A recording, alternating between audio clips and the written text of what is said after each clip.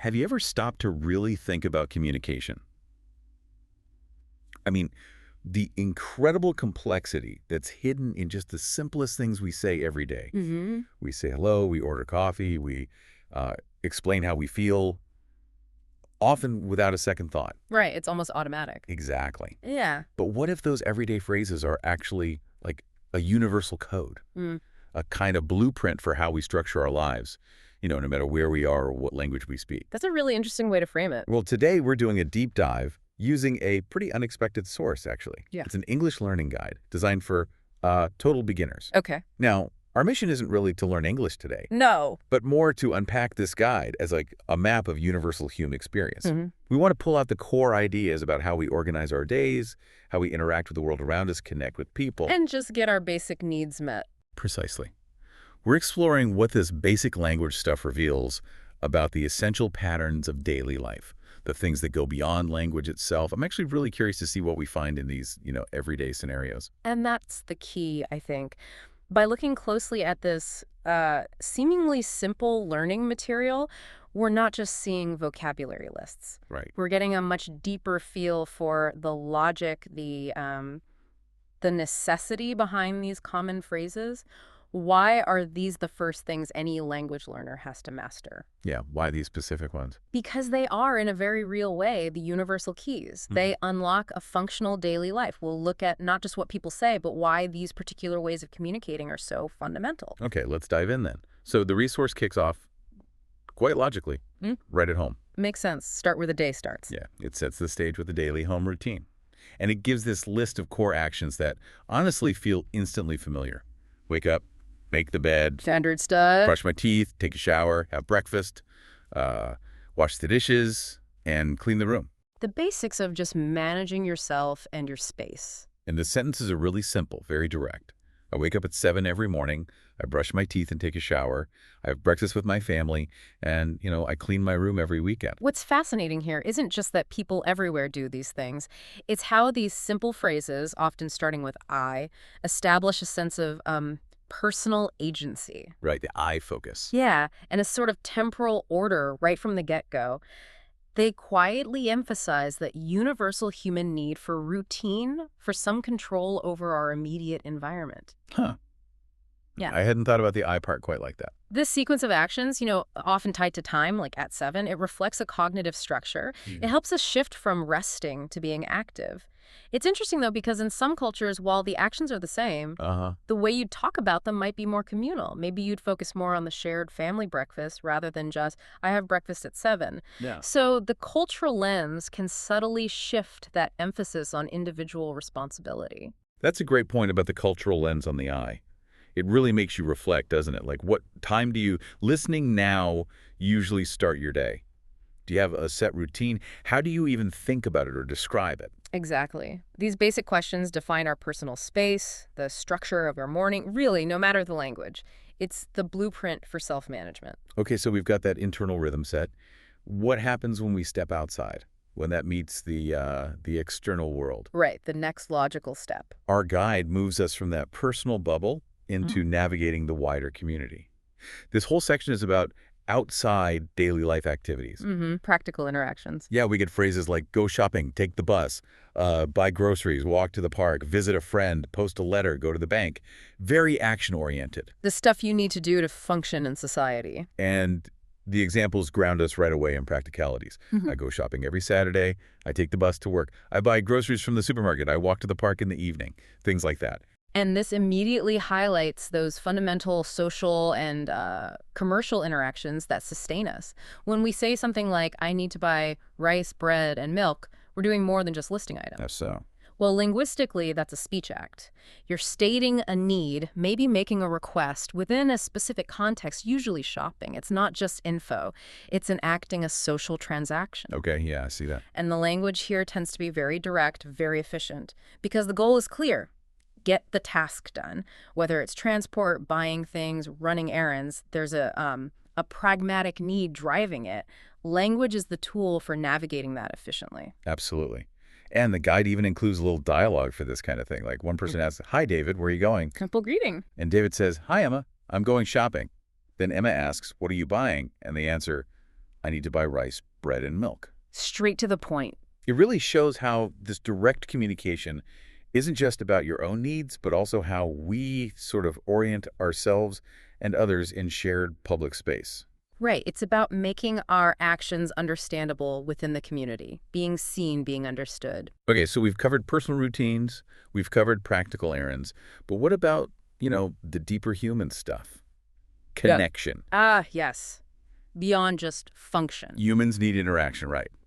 So the guide then, quite nicely, I think, shifts focus to how we meet friends and socialize. Crucial. It gives us these simple but honestly powerful phrases. Hello, how are you? I'm fine, thank you. What are you doing today? Let's go for a walk. Do you want to watch a movie? And of course, see you later. The building blocks of social interaction. It also describes common activities. I meet my friends every weekend. We talk and play games together. Sometimes we go shopping or eat in a restaurant. This section, even in its simplicity, it just perfectly captures the core elements of starting and maintaining social bonds. How so? Well, think about greetings, asking about well-being, suggesting things to do together, saying goodbye politely. These are universal. They exist everywhere.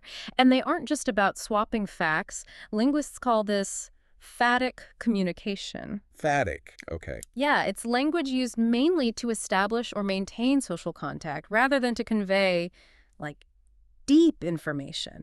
It's about acknowledging someone, showing you care, creating that shared space for connection. So it's like social glue. Exactly. The specific words change across languages, obviously, and maybe the level of formality or, how much emotion you show might differ subtly. Yeah. But the function of these social rituals, remarkably consistent. That idea of phatic communication is really insightful. It makes you think about your own social habits, doesn't it? Mm-hmm. How often do you, the listener, meet up with friends? Mm-hmm. What are the little unspoken cues you use beyond just the words when you greet someone or suggest plans? Mm-hmm. These simple phrases are like the linguistic scaffolding for that really vital human need, belonging, shared experience. Well said. Okay, let's group these next two scenarios together, because I think they represent something quite specific. Articulating needs in situations where you might be a bit vulnerable or dependent on someone else, Ah, okay. like needing service or help. Exactly. We're looking at a restaurant and at the doctor. In both cases, clear communication isn't just nice to have. It's pretty essential for your comfort or even well-being. Definitely high-stakes communication in a way. So at the restaurant, the phrases are all about getting what you want, getting service. Can I have the menu, please? I'd like a pizza. Can I have some water? Praising the food. The food is delicious. And ending the transaction. Can I have the bill, please? Standard restaurant script. And the dialogue reflects this. Waiter. Hello. Welcome. What would you like? Customer. Can I have pizza and some juice, please? Waiter confirms. Sure. Anything else? Customer closes. No, thank you. Very transactional. Clear roles, clear goals. Then, at the doctor's office, the focus shifts completely. It's about expressing health concerns, feeling unwell, which is, a vulnerable state. Absolutely. So you get phrases like, I don't feel well, I have a fever, I have a headache, stating the need, I need some medicine, and expressing gratitude. Thank you, doctor. Essential vocabulary for health situations. And the dialogue is brief, highlighting this dependence. Doctor, hello, what's the problem? Patient, have a headache and a fever? Doctor, okay, I will give you some medicine. Patient, thank you, doctor. This really brings up an important question, doesn't it? Just how critical is clear communication when our comfort or even our health is essentially in someone else's hands? Yeah, it feels vital. These situations really underscore the importance of language that is direct, polite, but also precise, especially when you're vulnerable or seeking a critical service. Right, you need to be understood accurately. In a restaurant, it's about, getting the right food and having a pleasant experience, the social contract of service. At the doctor's, it's about your health, your safety. The specific words chosen like menu, bill versus fever, medicine, they show this concept called register. Register? Yeah, how our language naturally adapts to fit the specific social context. We use different words and tones to maximize clarity and efficiency depending on the situation. The power of these specific targeted words is huge. It can be the difference between getting what you need and, being dangerously misunderstood. That phrase, I have a headache, just reminded me. First time I traveled somewhere, I didn't speak the language well. I had this awful migraine. Oh, dear. And I tried explaining it to a pharmacist using just basic dictionary words, And it was so clear they just thought I had a mild, regular headache. Miscommunication in a crucial moment. Totally. It really hit home how powerful, precise, simple vocabulary is in those moments. Mm. It's such a relief when you can communicate clearly when you're hungry or feeling unwell, whatever language you're speaking. It almost feels like a fundamental human right, doesn't it? To be understood then. It really does. That clarity is essential. So finally, the resource kind of brings everything together. It culminates in what it calls a listening challenge. Okay, testing comprehension. Exactly. It presents a little narrative, basically tying together everything we've talked about. This morning, I woke up at 7. I brushed my teeth, took a shower, and had breakfast. Then, I went shopping and bought rice, bread, and milk. In the evening, I met my friends, and we watched a movie. So a mini story of a day. Yeah, and then it asks simple questions about it. What time did I wake up? What did I buy at the shop? What did I do in the evening? You know, that listening challenge is actually quite clever. It's not just testing if you remembered the words. No. What? It's demonstrating how these individual phrases, the building blocks we've dissected, merge together to form a coherent story of a day. It shows the interconnectedness of our actions and the words we use for them. Ah, I see. Like building with Lego bricks. Precisely. From a cognitive standpoint, it mirrors how we actually organize our own lived experiences into a sequence, a narrative. It helps the learner move from just recognizing words to actively constructing meaning from them, seeing how they fit into the bigger picture of a day. That makes sense. And then right after that, it presents a speaking challenge, which feels like the final step, really. Internalizing it, making it personal. Active application. Yeah. It asks the listener directly, what do you do in the morning? Where do you usually go shopping? What do you do with your friends? What's your favorite food at a restaurant? And what do you say at the doctor? Turning the template into personal expression. It's like taking those building blocks and using them to tell your own story, your own universal human experience. It's a great way to consolidate learning. So looking back, we've really taken this seemingly simple English learning guide and gone quite deep with it. We have. And in doing that, I feel like we've uncovered this kind of powerful blueprint, these fundamental phrases and situations that really make up daily life from, home routines and errands. Social interactions and getting essential needs met. Yeah. And that's really the core insight, I think. By dissecting this tool, we've ended up with a clearer picture of the universal patterns in how humans communicate. It's not just about vocabulary lists. No, it's about recognizing the essential activities that give structure to our days, regardless of our cultural background or the language we speak at home. It's actually a profound reminder, isn't it, of how similar our fundamental daily lives are deep down, Yeah. and how language provides the framework for those shared human realities. So maybe a final thought for everyone listening. As you go about your day-to-day, maybe try consciously constructing, even just mentally, some simple sentences about your own activities. Like the ones in the guide. Yeah.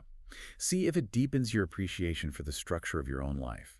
Or maybe, just maybe, it sparks some new ways to describe your day, even in your own native language, kind of revealing the hidden grammar of your own personal story. That's a nice thought. Paying attention to the building blocks of our own narrative.